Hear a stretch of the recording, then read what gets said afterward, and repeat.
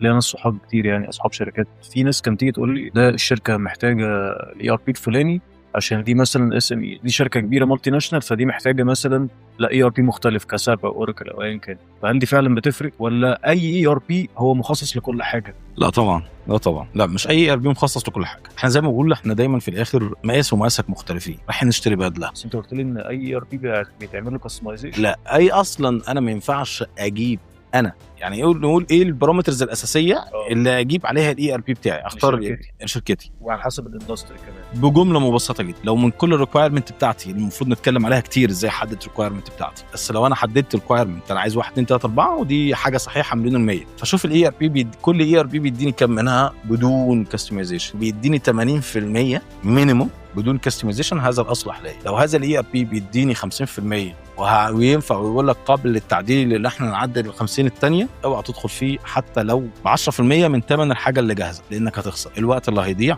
فرصه الوقت والتطور والكلام ده فرصه كبيره جدا، ودي شفتها.